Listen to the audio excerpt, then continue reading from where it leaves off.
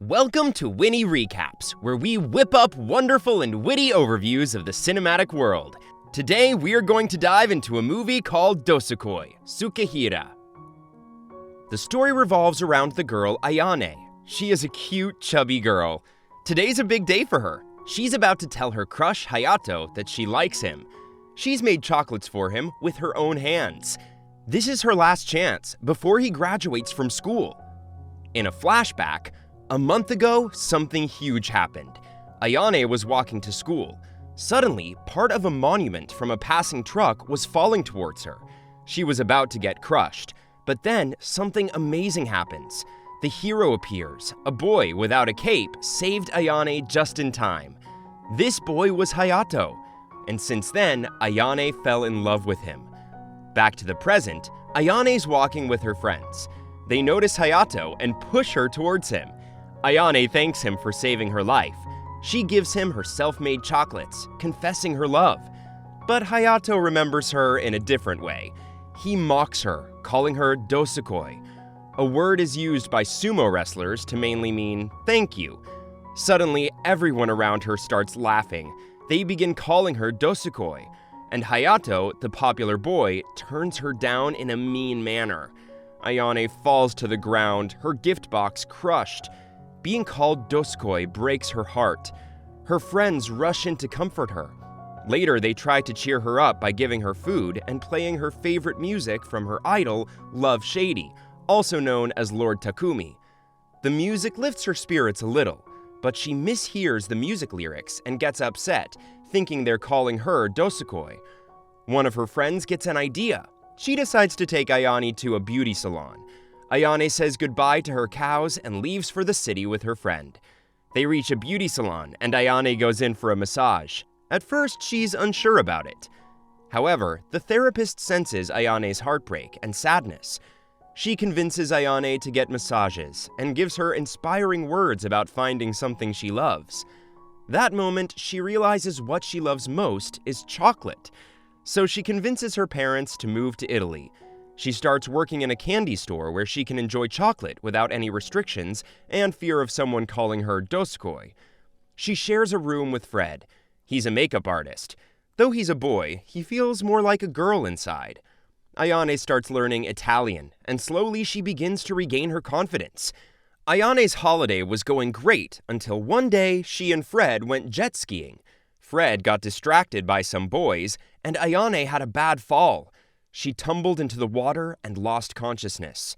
When she woke up, she found herself in the hospital. Her friend told her she'd been in a coma. She'd lost a lot of weight during that time. Ayane was now slim, and her beauty was more noticeable than ever. The doctor told her that she'd injured her organs in the accident, and they had to remove half of her stomach. This means she can't eat as much as before, and she won't gain weight like she used to. After this incident, Ayane decides to go back to Japan. When she arrives, her friends don't recognize her at first. She's changed so much. They think she's a different girl. But soon, they realize that it's Ayane, and now she's much slimmer. They notice that she doesn't eat as much as before. Ayane goes back to her family and learns that her brother is now running the farm. She's not sure where to go. Her friend Chihiro steps in and takes her to the beauty salon where she works. The salon boss gets stunned by Ayane's transformation. Chihiro requests the boss to hire Ayane. The boss agrees and offers Ayane to start as an intern. The salon is popular with celebrities and CEOs because it offers privacy, hence nobody will recognize her. Ayane starts her new job in the city. Here, nobody knows about her past or how she used to look. She works in peace until one day, the boss introduces her to a very important client. That client was Takumi, the idol she admires. She can't believe it. Takumi initially does not trust her, as she was new, but still he gives her a chance. Turns out, Ayane's experience milking cows has made her hands magical for massages. Takumi enjoys the massage. He hears Ayane's stomach growling and offers to take her out to dinner, but she turns him down. When she gets home, she finds Fred there. It seems he's a fan of Takumi and is in Japan for his music tour.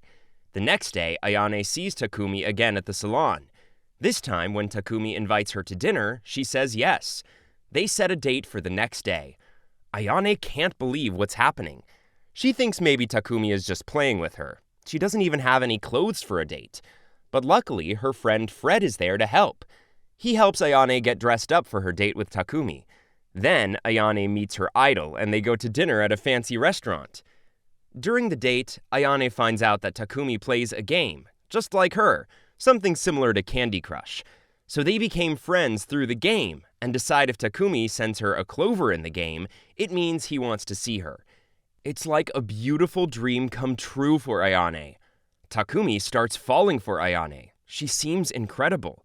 Meanwhile, Ayane doesn't understand why he's interested in her. She doesn't think she's special. After a few days, an important client named Mr. Yokohama visits the beauty salon. When he meets Ayane, he likes her immediately. He invites the salon staff to his 60th birthday party. The boss can't make it, so he asks Ayane to attend on behalf of the salon. At the party, she grabs everyone's attention as she is looking so beautiful. She unexpectedly runs into Hayato, her crush from high school, but he doesn't recognize her. She also meets Ai, a commercial actress. But as always, there's a twist. Ai is in a relationship with Takumi, and she doesn't want Takumi to pay attention to Ayane. So she asks Hayato to try and impress Ayane. Hayato approaches her, hoping to win her heart.